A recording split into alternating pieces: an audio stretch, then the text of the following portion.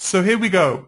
This is the dashboard, and this is basically where you would always start as you log into the software. We're into my account. This is kind of my testing account where I look at clinical cases. So they don't have real patient names on them, and I've dialed in this a little bit so that we can look at some cases together. So ultimately, we wanted you to have basically 4 choices when you come in. You're either going to have a lab test sitting on your desk that you've already have a patient in the system and you want to add it to a patient account. You may have a new patient with a blood test that you want to enter into the account. You may want to come in and just simply generate reports, or you may want to just come in and view your patient. So we wanted to give you 4 easy choices on the dashboard too. Something that Shields wanted to build into this was this whole concept of scheduling. If you can schedule tests in advance and be reminded when they're coming, you can maximize the profitability and the patient advantage too by following up in a timely manner. So I'm going to come in there. I've already got patients in here, so I'm going to come in. I want to generate reports. So a couple of ways I can do this: hit this button to generate reports, or go to the report center itself. I've got this basically easy choice. Who's the patient that I want to look at? I want to look at John Doe, number 1. And which blood test do I want to look at? Well, I want to look at the latest one that we did here on June 8th of this year. So this then drops down our report center. And what you can see right away, if you're looking in the right place, is we've built this software to be able to accommodate anybody anywhere in the world, whether they're running US-based labs or whether they're running labs in standard international units. Most, if not all, of the software programs out there are very US-centric. They ignore the fact that the rest of the world actually has completely different reference ranges. So one of the things that Shane was able to do for us is build a software program that is freely conversant in standard international units and conventional US units, which is great for those people in the UK, Australia, Canada, outside of the US. So here we are. What I want to do is going to give you a quick run through here, show you what the inside of the report center looks like. We have a series of 8 different reports. It wasn't just good enough to give you practitioner reports. We wanted to give you patient reports as well. And that was a big decision for us to do. You know, we know that when you're out there working with your patients, the data that you're looking at and the data that they're looking at needs to be different. Absolutely. The things that I built into this software program that I want only you to look at, which is why these 2 reports down here, do not give these to your patients. If I find anybody has given these to their patients, you're going to be locked out of the software. No, I don't know, but no, don't. The reason being is that they're too complicated. It's too much information. You want to be perceived as the expert. Don't give away all your secrets. You know, hold something back that's, that you can understand and you can put into a right order and that type of thing. So these 2 reports I'll show you in a few minutes, but ultimately these are practitioner-only reports. Yeah, well, I mean, one of the things I want to point out is if you look at the streamline look, it's pretty straightforward. You're not going to get lost right here. So why don't you take it from there? Okay, so I want to run you through very quickly the 8 different reports that we've got. The out of optimum range report basically is a nice little written narrative about every element that is outside of the optimum range, high or low. This is a great report to give to your patients. It talks a little bit about what that element is. It's written in language that they can understand, and it also gives them an idea of what you might be looking at for highs and lows. The blood test results is your standard result, basically showing you the results from the optimum, high and low, and I'll show you that in a few minutes. There's a few things I really love about this report. Again, Shane was able to take this and run with it, so we'll talk about that in a few minutes. One of the things I think is really, really important, and I've stressed this a lot in my seminars, is the whole concept of history. We need to look for improvement.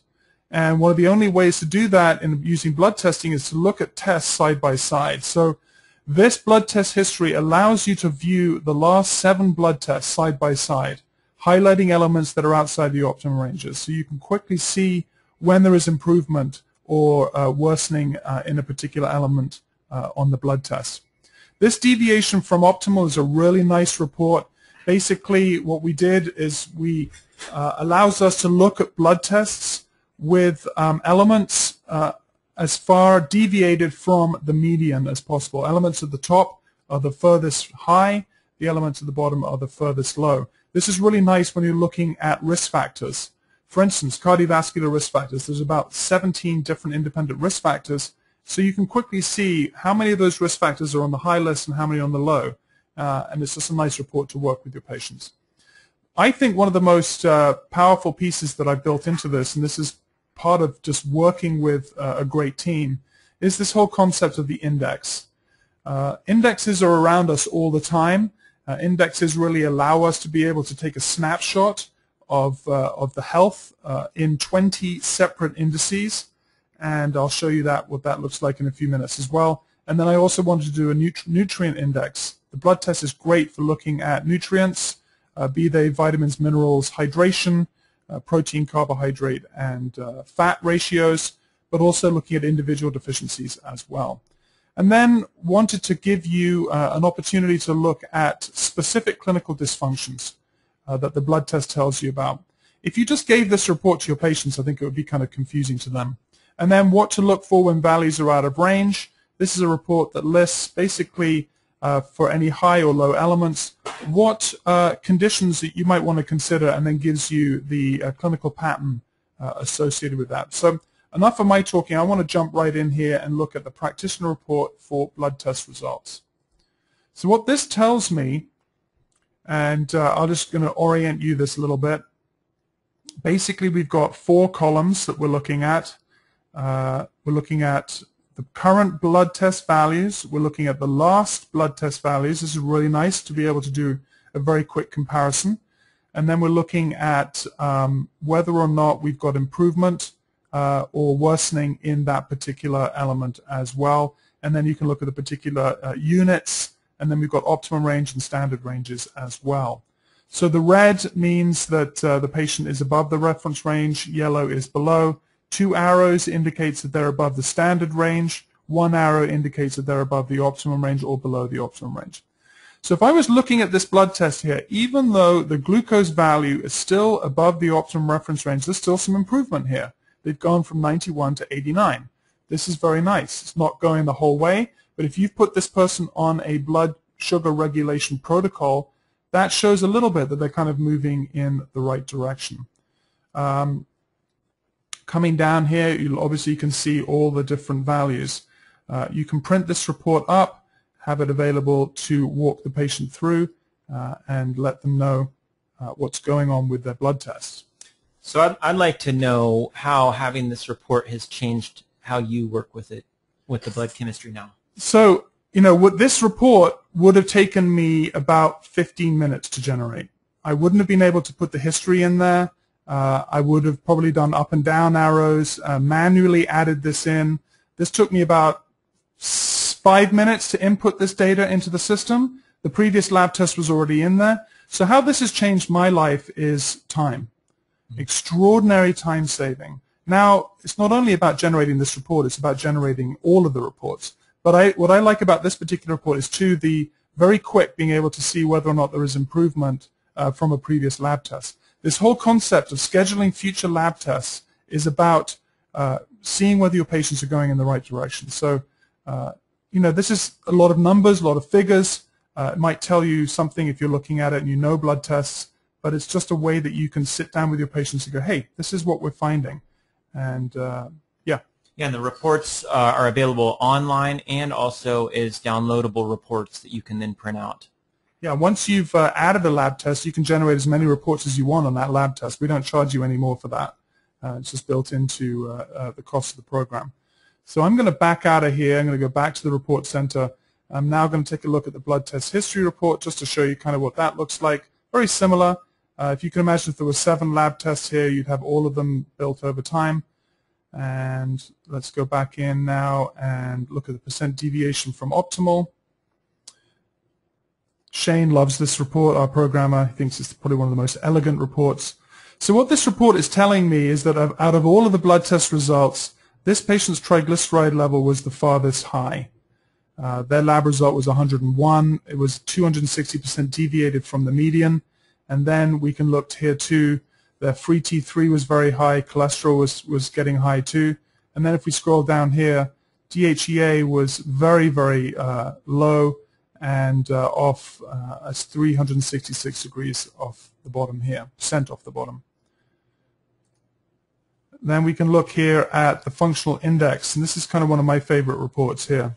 So we have 20 different functional indices, and we wanted to create basically a snapshot of the functional health of your patients based upon their lab test results. So we have an aggregate here of GI function. So what does that tell us about? Digestion, absorption, assimilation, utilization, excretion. And so if a patient's blood test value is really high, you know that there's something wrong in their GI. For instance, I can see from this blood test that there's something wrong here in this patient's immune system. Is that an infection? Is it immune insufficiency? Is there allergies happening that might be causing this? I can also see that this patient's male sex hormone index is pretty high. So I would be taking a look at testosterone and DHEA and those types of things. The blood sugar index is high. So if you had this report printed out, we've got a little bit of written narrative here and just some ideas of kind of how you might want to respond to this patient as well. So bear in mind that this functional index, we might now want to go look at the clinical implications report that's down here, the clinical dysfunctions report. You can also just generate all these reports at once. Wow, we can see here that based on this blood test, this patient's risk for metabolic syndrome is really high, 86%. Their testosterone deficiency is about 80%. Remember that immune issue that was going on? Well, it's either a tug of war between some kind of viral infection or some kind of immune insufficiency. Oftentimes immune insufficiency is a chronic infection that's gone awry and sort of weakened the blood tests. We also see that there's sort of hyperinsulinemia potentially going on. There's endothelial dysfunction and all those types of things. And if we can scroll down here, we can look at some of the nutrients. This patient probably has a DHEA deficiency, bordering on a zinc deficiency, thiamine deficiency, and that kind of thing. This just looks great, Dickon. Yeah. You did a great job on this. And, you know, when you can sit down with your patient and start, you know, this is for you to have in the back of your pocket, because if you go back in here, and I'm going to pull up both of those together at the same time, you can sit down with them and go, you know, the blood test is really showing me that there's something happening here in 3 different areas of your body, potentially a 4th. There's blood sugar dysregulation going on, and what I want to show you is kind of what's happening in terms of blood sugar dysregulation. It can be anything from hypoglycemia all the way through to prediabetes. But it's key that we need to work on that area for you too. There's definitely something happening here in your immune system. Either there's a latent viral infection or bacterial infection. Now you can also take a sneak look back down here and go, oh, well, it's showing me that there's a viral infection and immune insufficiency going on that's probably causing this index here to be off at 89%. So using both of those charts together can be very, very helpful. Let's go take a quick peek at this final one here. This can actually be a very, very lengthy report because it's basically listing all of the very different dysfunctions and conditions that are associated with an increased glucose with a little bit of a pattern information here. So this is something that you should keep for yourself. You don't want your patients walking out with a report that says all of this information. They're just going to go crazy. So yeah, this is a nice report here. And so generally this is kind of the nuts and bolts of how you're going to use your blood testing to generate all sorts of different reports. I think one point to bring up here that you passed through was that we're not charging extra for generating all these tests. These tests are available for you all to run and play around with and get the results you need. Okay. And that's not something that's normal. Yeah, you know, I just got a service the other day. They were going to charge me $50 to produce this report that I'm going to produce here in about 30 seconds. Basically, this report, they were going to charge me $48 for. And believe me, the report that they were going to charge me for, I needed a PhD in how to read bell curve distribution charts and know what the different acronyms were, and so it was not that useful to me. You know, one of the things I really like about this is actually the patient dashboard.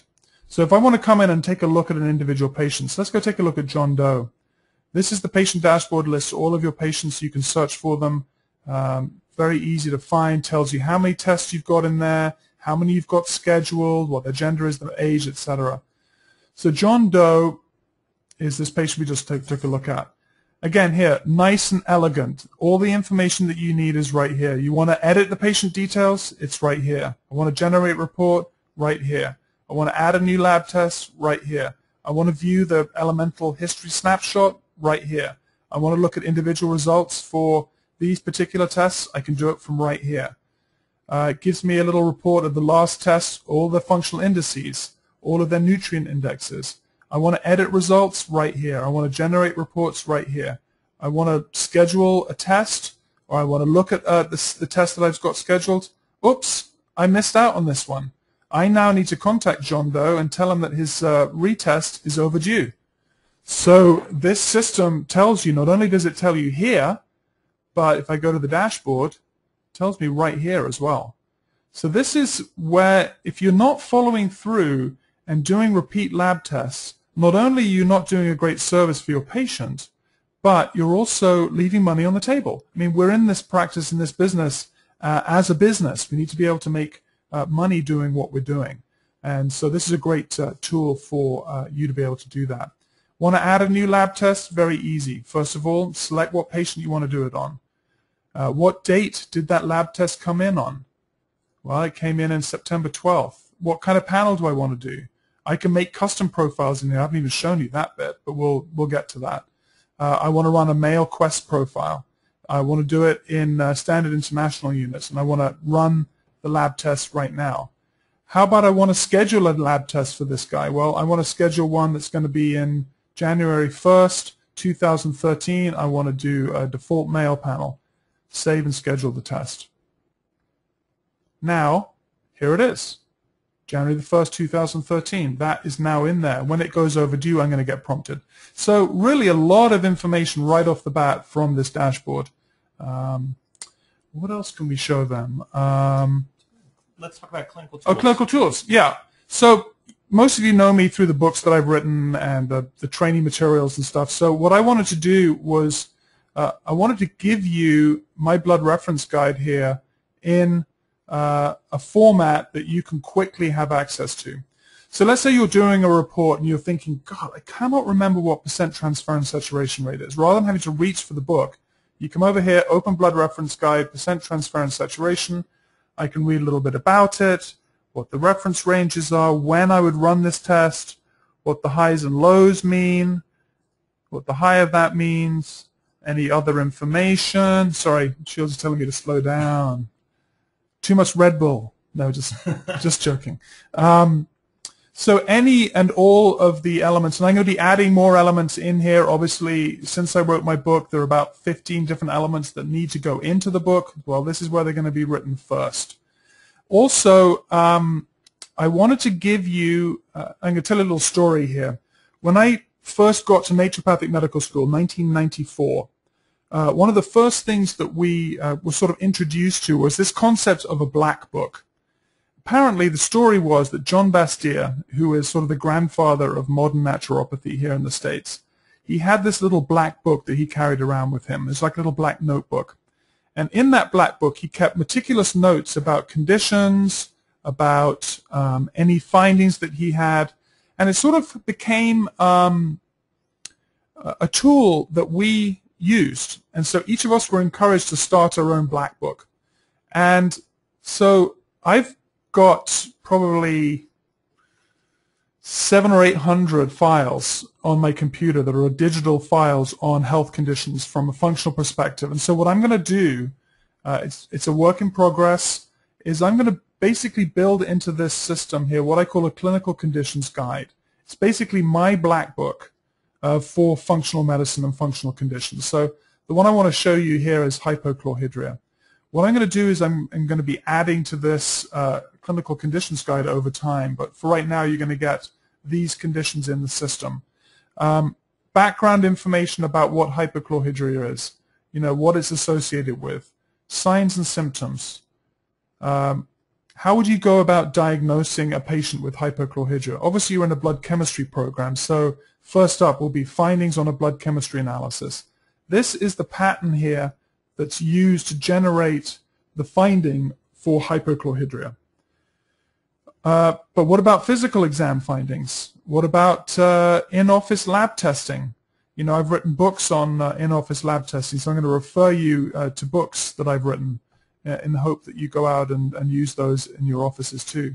Advanced functional medicine testing. So this becomes kind of like a little diagnostic tool that you can use to gather and get more information. What causes hypochlorhydria? List of things that cause it. What diseases are associated with it? And here, what I'm going to do here is start building up kind of a treatment. A lot of you know that I'm not affiliated with a supplement company. This program is not going to generate lists of treatment protocols for you. It's kind of what you need to be doing with your patients. You know your protocols better than I do. But I'm going to give you some ideas of some treatments for things that, from a naturopathic perspective, that you may not know about. And so this will be a great opportunity in the treatments area. So this is kind of like my little black book. This is going to be a work in progress. As long as you're part of the software, you're going to have access to this. I think a really valuable, very valuable tool for you as well. Am I missing anything?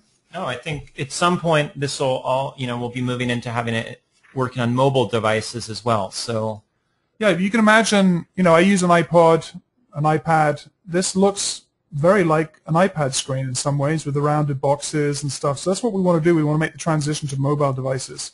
So having this as an app as well. Also, my blood chemistry training is going online. We're in the finishing stages of putting it into its own standalone online training program. And if you join my software, we'll probably give you an opportunity to get a discount to get that program as well. The reason why I would encourage you to do the training program comes back to that first point that we were talking about. If you have a good background knowledge in blood chemistry analysis, your ability to use this software only gets better. And so it's an investment in time, investment in knowledge. Once you join the software, join the training program, it's online, 24/7 accessibility. I go through a lot of information in that, not just about blood chemistry, but about a lot of these other things, functional physical exam findings, in-office testing. It's a wonderful, wonderful 18-hour training program, basically a weekend training program online for you. Yeah, I think what I'd like to hear you talk more about was your own process working with the software and seeing how powerful it was and going, oh my gosh, we've created this Lamborghini here, we got to tone it down a little bit. You'd run out of the office telling me how incredible it was, and just knowing that we have created a tool, but there's still a responsibility that comes along with that we really need great practitioners putting this to use, and we need to use this wisely. Yeah, anytime you have a tool like this in your hands, you can be potentially problematic. And I'll tell a little bit of a story here. One of our beta testers came in early in the stage here, and he got on the phone with me and was talking about how powerful the program was, but it was too powerful. He said there's too much information here that the patient really doesn't need to know about. And so he and I talked, and we talked to Shane and Shields, and we kind of dialed back some of that and pushed it into another area, but then increased the functionality of the reporting that you can give to your patients. And so it's really important that this doesn't become a substitute for your brain. There's no point doing that. If this simply generated a report that a patient could get, I could probably make a heck of a lot more money, or we could make a lot more money, by making it available directly to patients. I don't want to do that. That's a disservice to them, and it's very much a disservice to you. So you have to have a brain involved in this process. And part of that brain is the knowledge piece. It's why, the training program in some ways is a very, very important part of this.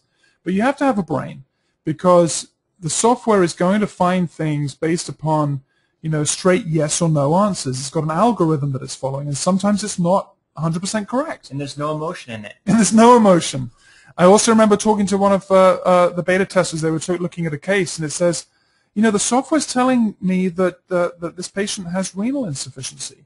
I know this patient. They don't have renal insufficiency. So I listened to him for a while, and, then he said to me, I said to him, well, could you be open to the possibility that your patient might have renal insufficiency? And he said, well, show me why. And so I brought up the blood tests on the program, and I pointed here, here, here, and here. And what was probably throwing him off was that one value for renal insufficiency wasn't super high, but it was high enough to make that a case for renal insufficiency much greater. So we have the things that we like to look at. I love the GI, I love blood sugar dysregulation. So some of my focuses when I do blood chemistry analysis are on those areas. I forget about the immune system, I forget about the adrenals. So what I'm finding in doing this is that, oh boy, adrenal insufficiency comes up a lot more than I would have done if I'd been doing it by hand. So those are some of the ways that I've been really using that.